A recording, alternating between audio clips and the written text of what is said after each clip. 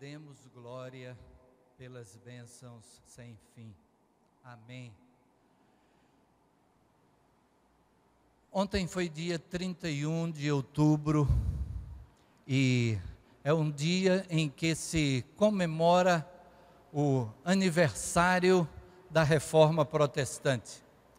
Se celebra um momento na história mundial em que houve um grito de liberdade, um grito de propósito de que a palavra de Deus estivesse sendo defendida, pregada, proclamada. No dia 31 de outubro de 1517, Martinho Lutero pregou no castelo de Wittenberg. Era uma proposta de discussão, era um convite a um debate, era algo que era costumeiro fazer no meio acadêmico. Quem tivesse uma opinião a dar e quisesse então trocar ideias, colocaria a sua maneira de pensar, e aquele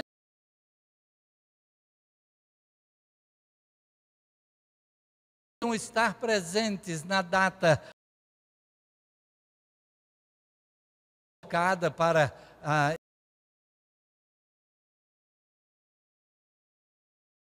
diálogo, ou também, se não pudesse estar presente, mandar por escrito o seu arrazoado.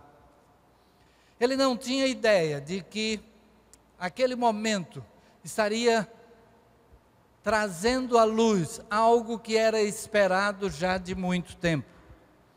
Muitos haviam sido mortos por defender a sua maneira de pensar, sendo acusados de heresia, alguns deles queimados vivos. João Hus foi um deles. João Hus foi alguém que, estando condenado à fogueira, ele disse que poderia um ganso, porque na sua língua materna, Hus significa ganso. E então ele dizia que poderiam queimar um ganso, mas que daí a 100 anos surgiria um ganso que não poderia ser queimado. E realmente, isso aconteceu, a morte de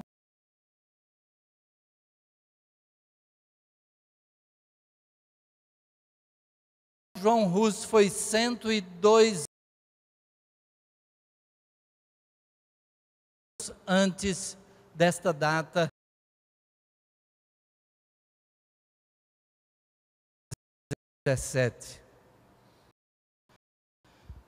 Martinho Lutero teve essas 95 teses espalhadas em toda a região, e aquilo ganhou uma proporção, e aquelas teses eram contra a venda de indulgências que eram vendidas como sendo que quem comprar indulgência então terá menos dias no purgatório. E a venda de indulgências encaminharia a pessoa para o céu num tempo mais curto. Essa era a promessa. Martinho Lutero defendeu nessas 95 teses, ele defendeu aquilo que a palavra de Deus nos apresenta. A continuidade do desenvolvimento da teologia daquele período de reforma estabeleceu 5 princípios fundamentais, e é sobre eles que gostaríamos de conversar nesta noite, à luz da palavra de Deus. Baixe sua cabeça, feche seus olhos, vamos orar ao Senhor nesse instante. Senhor Deus, louvamos o Teu nome, Pai, pela Tua palavra.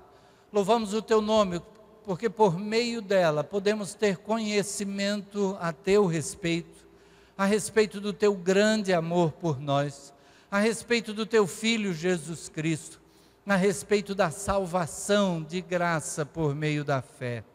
Pedimos, Pai, que nesta hora possamos extrair da Tua palavra as lições que tens reservado para cada um de nós. Fala o nosso coração, é o que suplicamos em nome de Jesus. Amém. Amém. Os 5 princípios de que falei ficaram conhecidos como os 5 solas. Sola é uma palavra que vem do latim, é uma palavra latina que significa somente. São 5 expressões que utilizam essa palavra, somente. Gostaríamos de começar com o sola scriptura, somente as Escrituras. E ao longo dos anos desenvolvido princípios que eram definidos nos concílios ou em bulas papais e que não necessariamente estavam na palavra de Deus. O sola scriptura apresentava o princípio de que nós temos tido essa expressão, a Bíblia de fé e prática. Eu gostaria que abríssemos em 2 Timóteo, capítulo 3, versos 16 e 17. Nós vamos encontrar o apóstolo Paulo escrevendo aí a Timóteo, um pastor mais jovem que ele, dando orientações para o ministério e estabelecendo também algo que deveria nortear esse ministério. E então, 2 Timóteo, capítulo 3, versos 16 e 17, nós lemos: toda a Escritura é inspirada por Deus e útil para o ensino, para a repreensão, para a correção, para a educação na justiça, a fim de que o homem de Deus seja perfeito e perfeitamente habilitado para toda boa obra. Toda a Escritura é inspirada por Deus, proveitosa para orientar a nossa vida. Quando dizemos que a Bíblia é nossa regra de fé e prática, é de que tudo aquilo em que cremos, tudo aquilo que passa a ser a nossa vivência como prática, deve ser orientado pela palavra de Deus, deve ser em obediência à palavra de Deus. A Bíblia é este livro que é o manual da vida.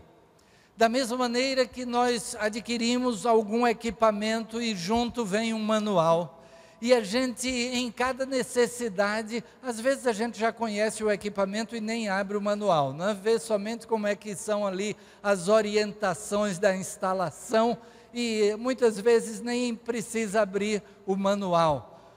O problema é quando isso se transfere para a nossa vida. É quando nós olhamos para a palavra de Deus e achamos que não precisamos ter tanta orientação assim para a vida. No entanto, a palavra de Deus, lá a carta aos Hebreus vai dizer que ela é viva e eficaz, e penetrante como uma espada de 2 gumes.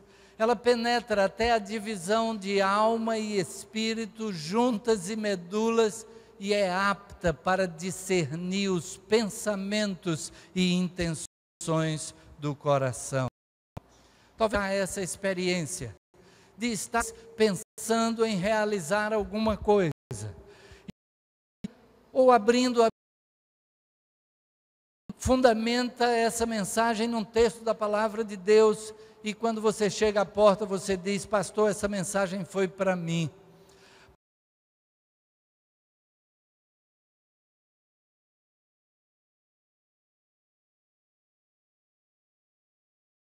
Há 2000,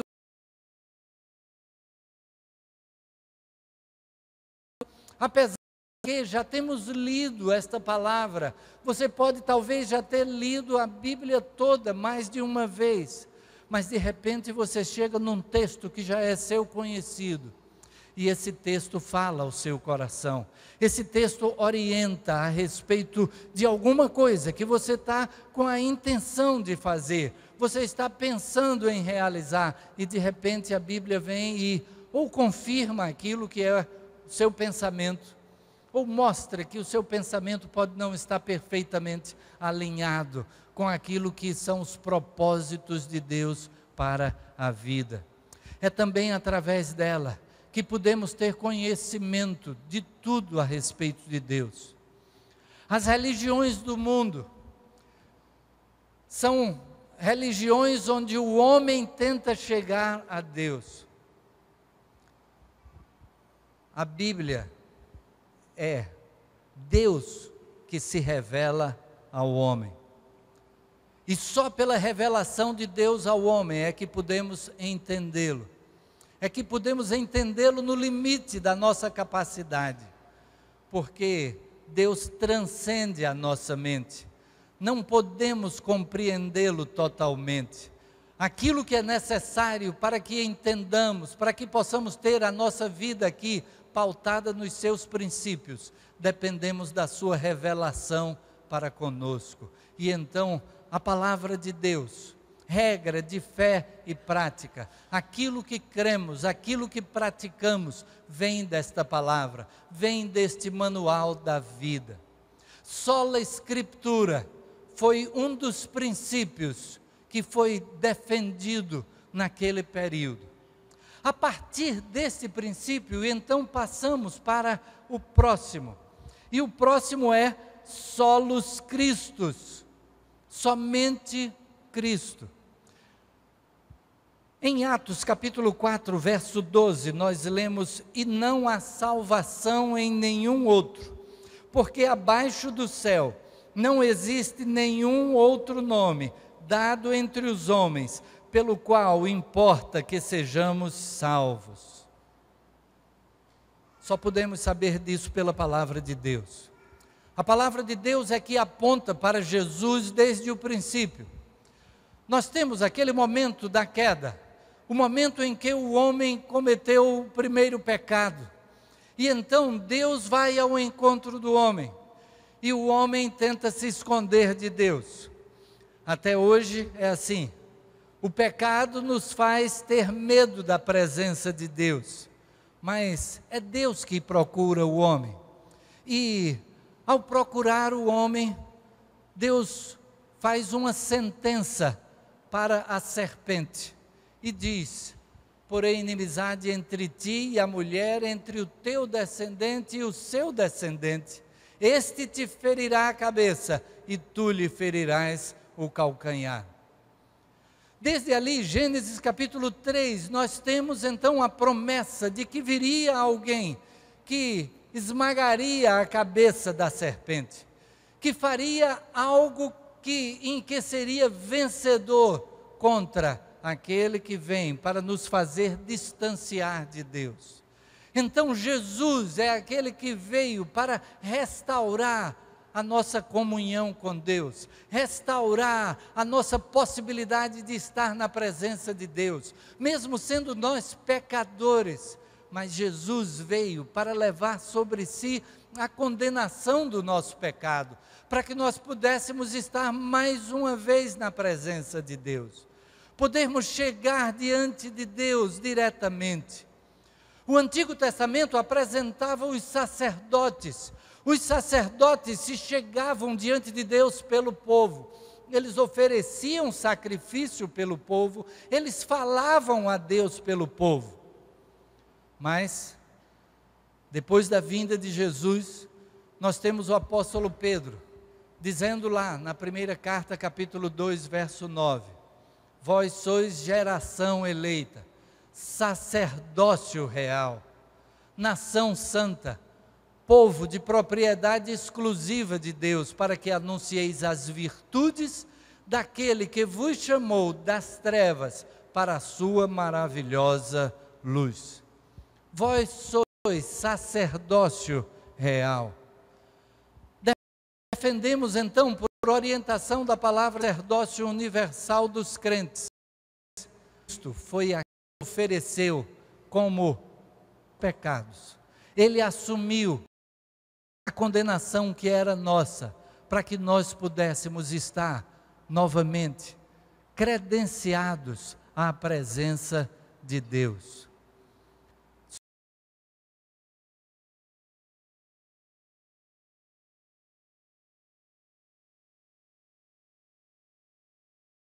Jesus, mas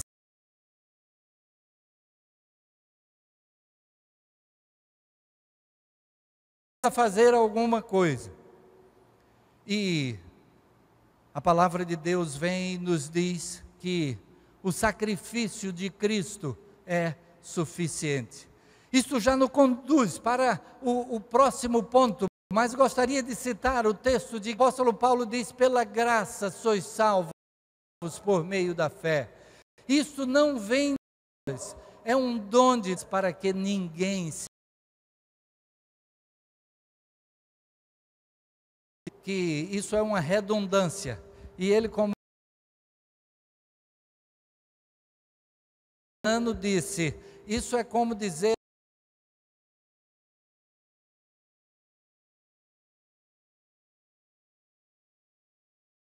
um baiano. Mas ele trouxe esse aspecto porque Paulo quis deixar bem claro que é um dom gratuito, é um presente de graça, é algo que vem de graça de Deus. E então, a salvação em Cristo é suficiente, o sacrifício que Cristo fez na cruz é suficiente pelos nossos pecados. E já fazemos o link com o terceiro dos princípios, que é sola gratia, ou só a graça. A salvação foi preparada por Deus de graça para nós, é graça para conosco, é algo que Deus faz para nós, mesmo nós não merecendo. É aquilo que nós comentamos a respeito daquele homem que foi crucificado ao lado de Jesus.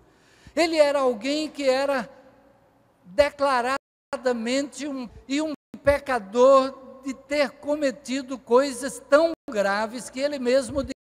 Nós, falando sobre si e sobre o outro malfeitor que foi crucificado também ao lado de Jesus, ele diz: nós estamos dentro desta condição de sermos crucificados porque nossos atos mereceram, mas este nenhum mal fez.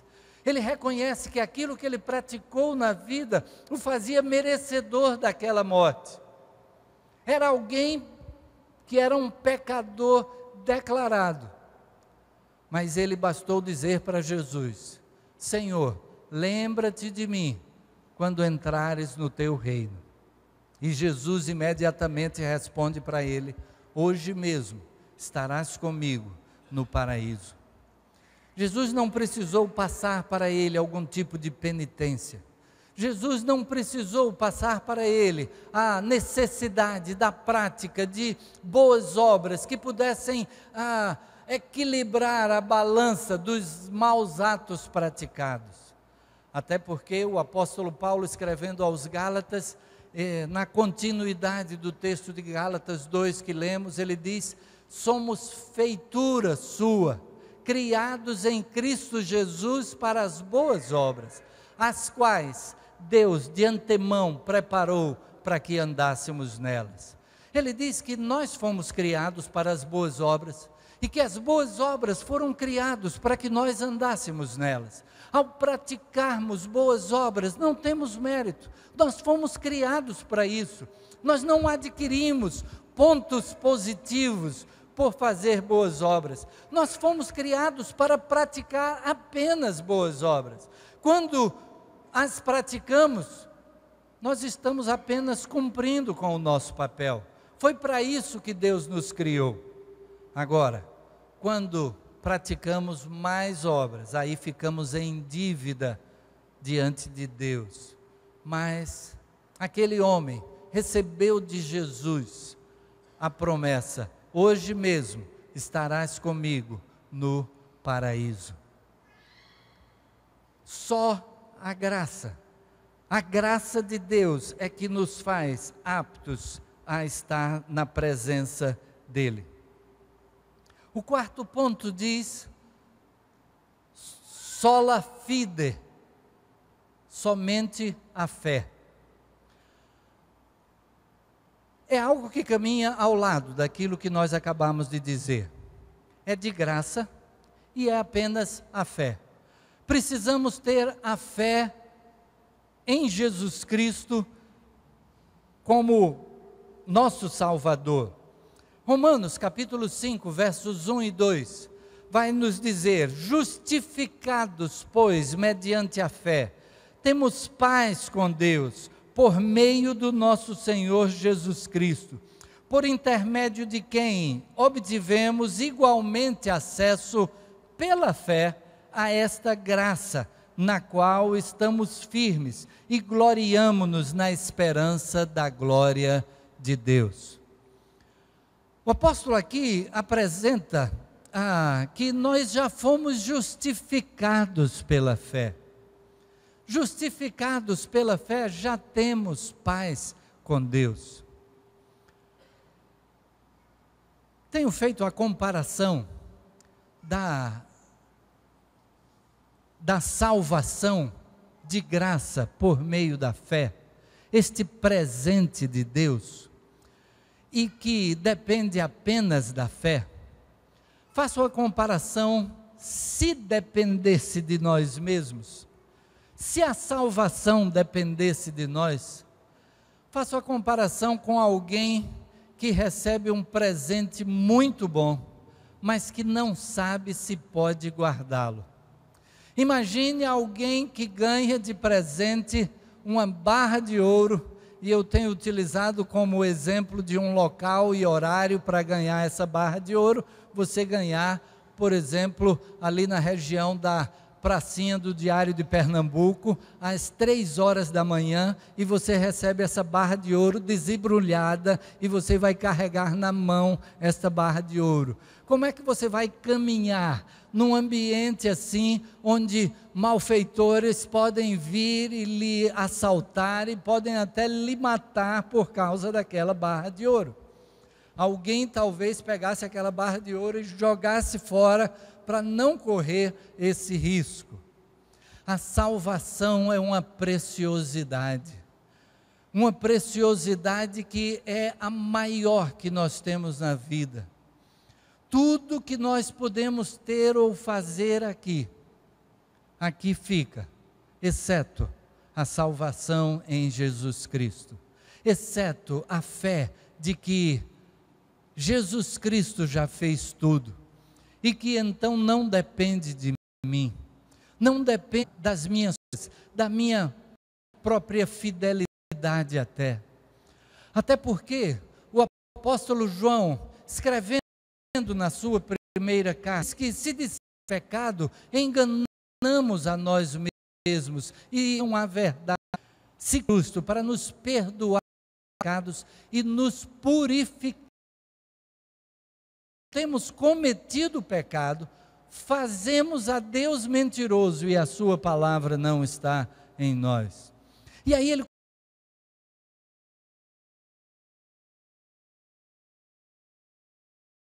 Jesus Cristo o justo, e ele mesmo é a propiciação, ou seja, o sacrifício pelo nosso pecado, e não somente pelo nosso, mas pelo do mundo inteiro. O sacrifício de Jesus, a palavra de Deus então nos diz que é suficiente para o mundo inteiro, para todas as pessoas do mundo. Agora, a condição é a fé, apenas a fé, uma fé que gera esta entrega. Não é aquele tipo de fé de quem apenas tem conhecimento, mas é aquela entrega que você diz: sim, Senhor, eu quero que tu sejas o meu Senhor. Já temos utilizado algumas vezes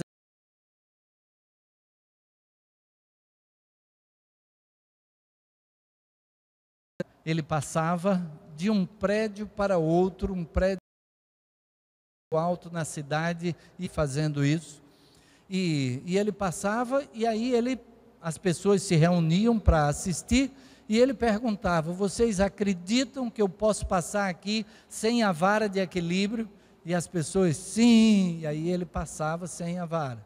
Vocês acreditam que eu posso passar aqui empurrando um carrinho de mão? Sim, e ele passava com um carrinho de mão. Vocês acreditam que aqui, com uma pessoa sentada nesse carrinho de mão, pessoas sim sentar, a conversa é outra. Aquele quem simplesmente acredita, mas eu acredito à distância.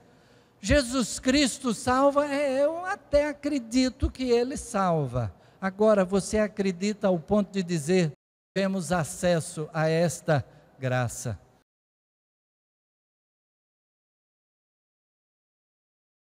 A fé é suficiente.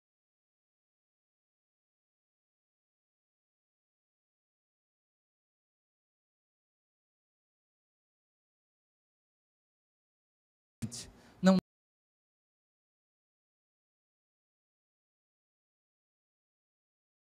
como quem carrega aquela barra de ouro no meio da madrugada, a depender de conseguir preservar esta riqueza nas suas mãos. Escrevendo a Timóteo, Paulo vai dizer, eu sei em quem tenho crido, e estou bem certo de que Ele é poderoso para guardar o meu depósito até aquele dia. Ele é que é poderoso. Eu não preciso depender de mim mesmo, porque eu sou falho, nós somos pecadores, precisamos estar diante de Deus todos os dias, fazendo como o salmista que disse lá no Salmo 139, sonda-me, Senhor, conhece o meu coração, prova-me, vê se há em mim algum caminho mau e guia-me pelo caminho eterno. E com essa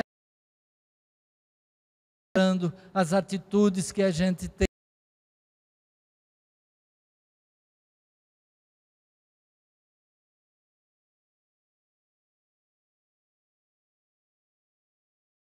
quando trilhamos por caminhos maus, e Ele deseja, finalmente, o qual lhe deu glória. Glória somente a Deus.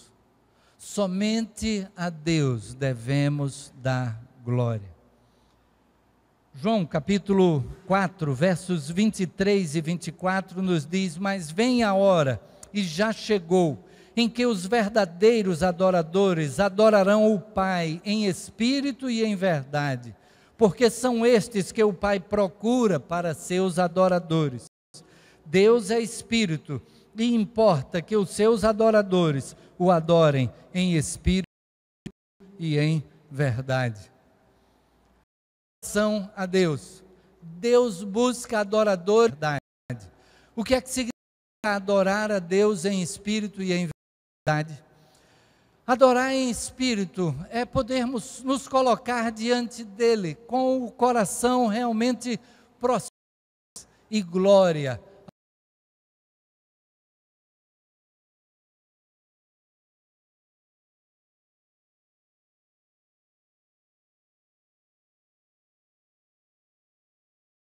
Fazemos para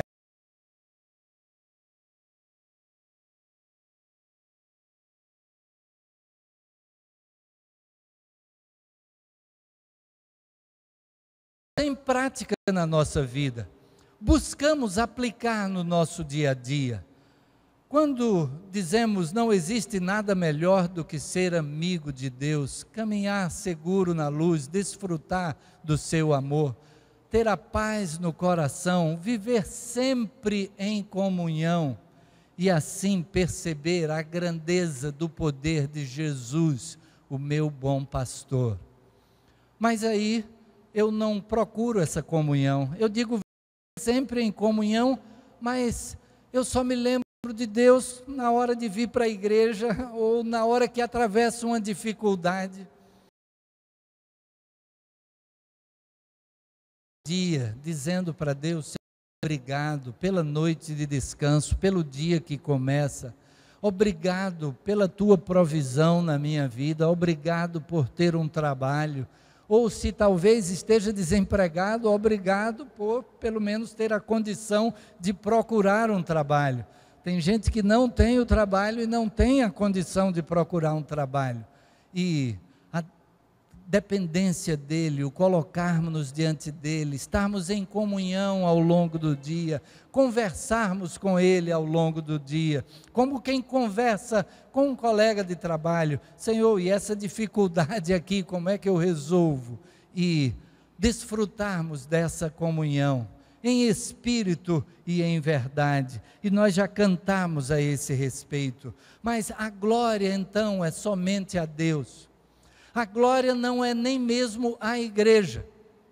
Há igrejas que anunciam assim, que você precisa estar nesta igreja para poder estar dentro do plano, do propósito de Deus, estar salvo.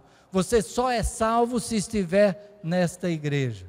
Não, esta é uma agência proclamadora do amor de Deus, de que a salvação é pela fé em Jesus. Nós primamos pela fidelidade às Escrituras, nós buscamos colocar em prática aquilo que a Bíblia nos apresenta para o nosso dia a dia.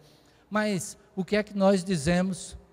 Onde quer que você esteja, se você tem a fé em Cristo como seu Salvador, você está salvo. Agora, se você procura estudar a Bíblia, se você procura viver de acordo com a orientação da palavra de Deus, você vai procurar uma igreja que também faça dessa mesma forma. Nem mesmo é a igreja. Também não é a homens, a pessoas. Houve um momento quando o apóstolo Pedro, alguém chegou para adorá-lo. O Espírito de Deus mandou a Pedro. Pedro vai à cidade, é um centurião romano,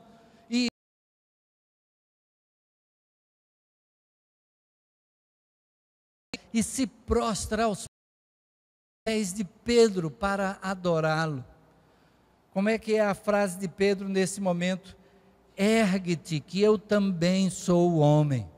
Pedro pegou este homem e o levantou, dizendo: ergue-te, que eu também sou homem. Somos todos iguais diante de Deus, homem nenhum, exceto Jesus Cristo, é merecedor da nossa adoração. Na palavra de Deus nós temos que apenas Jesus foi aquele que alguém chegou e se prostrou, e ele recebeu a adoração, por ser o Deus Filho, aquele que abriu mão da sua divindade para estar entre nós. Nem mesmo a anjos. No livro de Apocalipse, no capítulo 19, versículo 10, o apóstolo João vai dizer que aconteceu algo assim, só que agora da parte dele.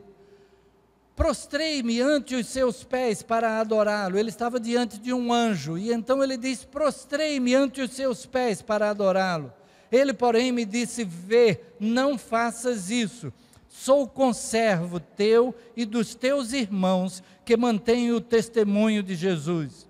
Adora a Deus, pois o Espírito de Jesus é o Espírito da profecia. Adora a Deus. Anjos não aceitaram a adoração. A adoração é para Deus. Por isso que nós temos até textos que mostram que mesmo o nosso agir, mesmo aquilo que fazemos para Ele, é algo que também vem dEle. O Senhor Jesus foi quem afirmou: sem mim, nada podeis fazer. E o apóstolo Paulo vai dizer: é Deus que opera em vós, tanto o querer como o realizar. É Deus que opera em nós o querer e o realizar. Então, mesmo quando fazemos aquilo que devemos fazer, agradecemos a Deus por colocar no nosso coração este propósito, por colocar em nós a condição de realizar o que é a sua vontade. E então, glória só a Deus. Disse no início do culto que este é o mês de novembro, em que damos ênfase à adoração, e então, diante desse princípio, nós dizemos adoração só a Deus. O hino que Oscar cantou, a congregação cantou junto com ele, diz: a Deus demos glória. Como agradecer a Jesus o que fez por mim? Bênção sem medida, vem provar o seu amor sem fim. Nem anjos podem expressar a minha eterna gratidão. Tudo que sou e o que vier a ser aqui, eu ofereço a ti. Aquilo que nós venhamos a realizar, Deus é merecedor de toda honra, toda glória, todo o louvor. Aquilo que temos também compartilhado, aquela expressão de um missionário que disse: se eu fiz alguma coisa de bom, foi Deus que fez por meu intermédio. Agora, se eu fiz alguma coisa de mal, então foi quando eu fiz, não atentei. Quando pensamos naquele movimento da reforma protestante, quando pensamos nos princípios, e esses 5 princípios estão presentes na declaração doutrinária da Convenção Batista Brasileira.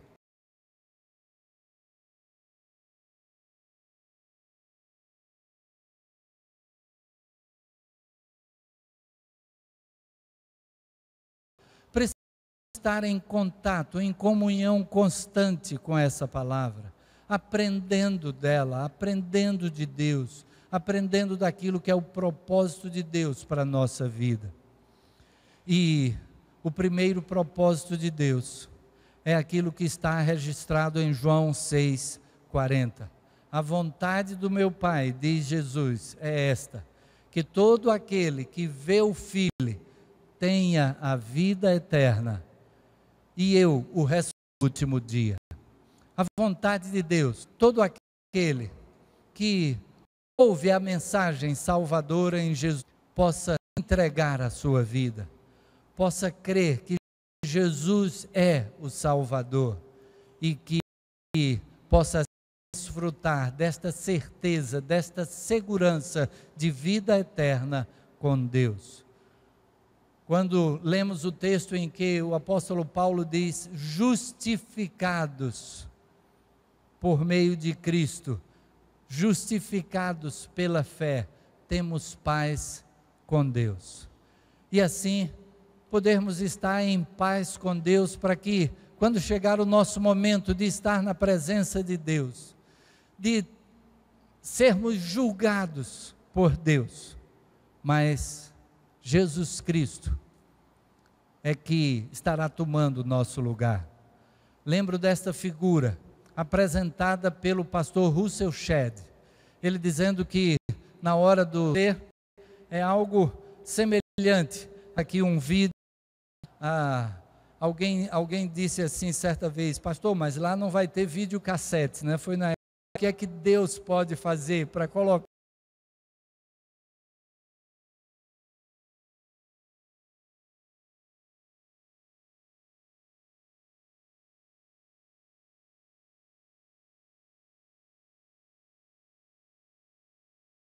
Freitas, chegou a sua hora de julgamento.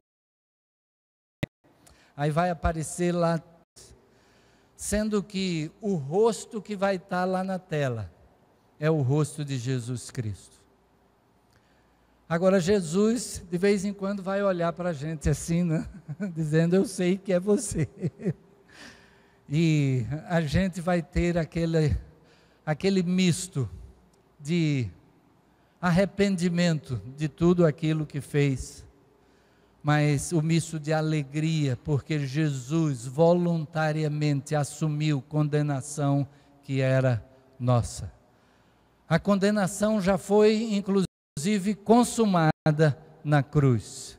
Ele já pagou o preço para que nós pudéssemos ter eterna, podermos chegar na presença de Deus e termos o nosso nome escrito no livro da vida, Apocalipse. Vamos nos colocar diante de Deus nesse instante e, em primeiro lugar, ter nossa adoração a Ele. Adoração pela sua graça.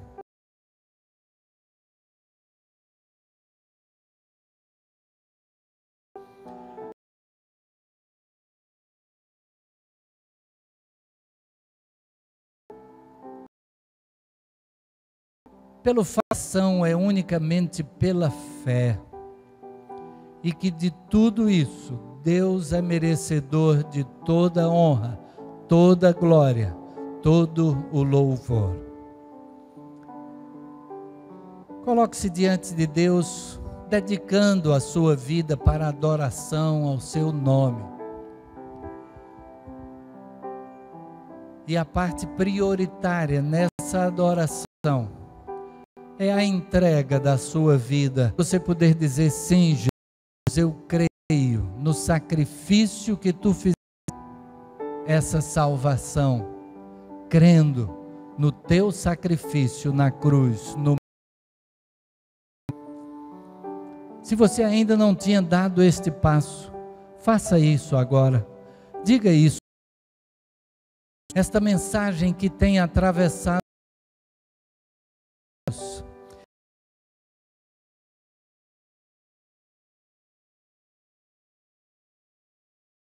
apagado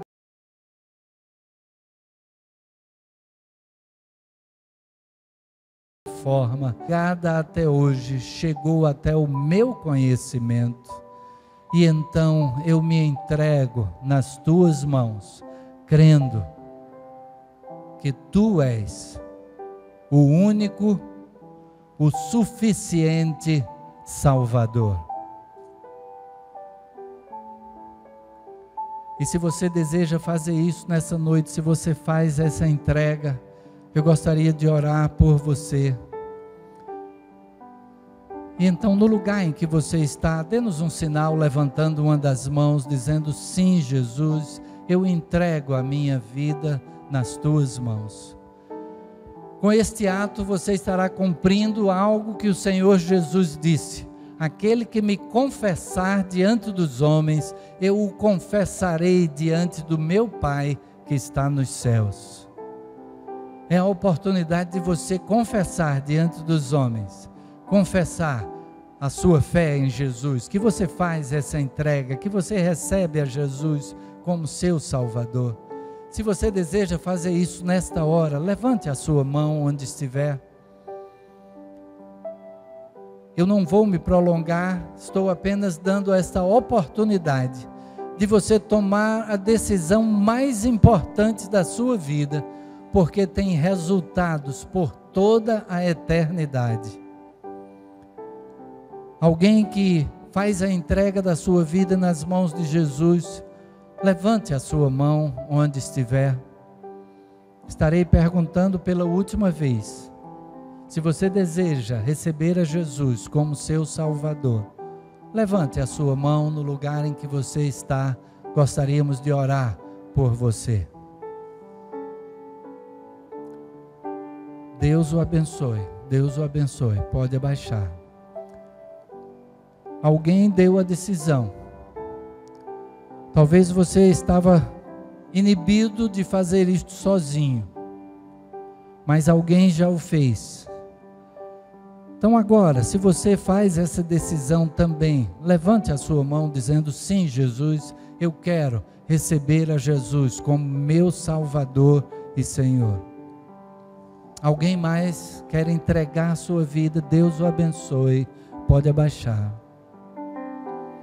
Mais alguém que diz: sim, Jesus, eu entendi que os meus pecados tu levaste na cruz, e agora a tua vida tu ofereces como troca comigo, e assim podermos ter os merecimentos de Jesus.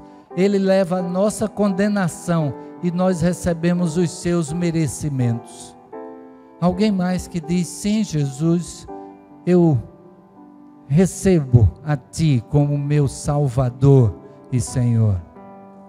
Mais alguém? Vamos ficar todos de pé.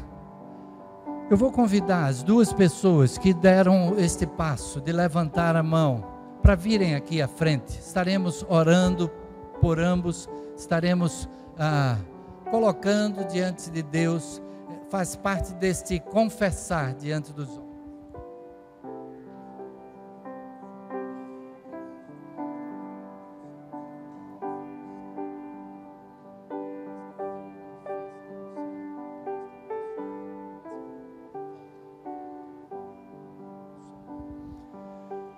Enquanto oramos, se você ficou desejoso também de fazer a entrega da sua vida, venha à frente.